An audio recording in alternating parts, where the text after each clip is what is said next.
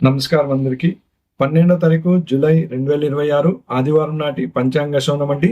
శ్రీ పరాభవ నామ సంవత్సరము, ఉత్తరాయణము, గ్రీష్మ ఋతువు, జ్యేష్ఠ మాసము, కృష్ణపక్షము. ఈ రోజు సూర్యోదయం వచ్చి తెల్లారుజామున 5:52 సూర్యాస్తమయం వచ్చి సాయంత్రం 6:50 ఈ రోజు తిథి త్రయోదశి తిథి రాత్రి 10:20 వరకు ఉంటుంది. తరువాత చతుర్దశి తిథి ప్రారంభమవుతుంది.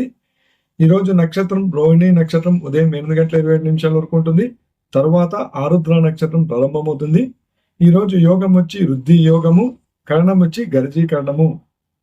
ఇక ఈ రోజు అశుభ సమయంలో రజ్యము మధ్యాహ్నం 1:26 నుండి మధ్యాహ్నం 2:51 వరకు ఉంటుంది.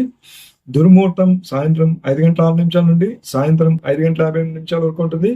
రాహుకాలం సాయంత్రం 5:13 నుండి సాయంత్రం 6:50 వరకు ఉంటుంది. యమగండ కాలం మధ్యాహ్నం 12:21 నుండి మధ్యాహ్నం 1:59 వరకు ఉంటుంది. గులి కాలం మధ్యాహ్నం 3:36 నుండి సాయంత్రం 5:13 వరకు ఉంటుంది. ఇక ఈ రోజు శుభ సమయంలో బ్రాహ్మీ ముహూర్తం తెల్లారుజామున 4:16 నుండి తెల్లారుజామున 5:04 వరకు ఉంటుంది.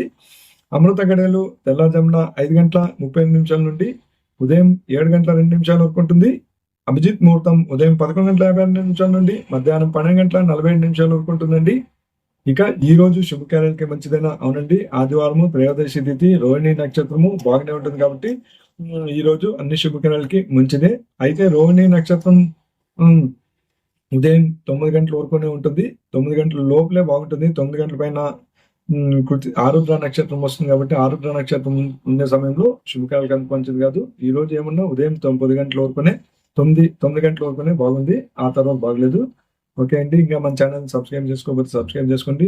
అలాగే ఈ వీడియో మీకు నచ్చినట్లయితే లైక్ షేర్ చేసి కామెంట్ చేయండి. ఓకే అండి. ఇంతటితో వీడియో సమాప్తం.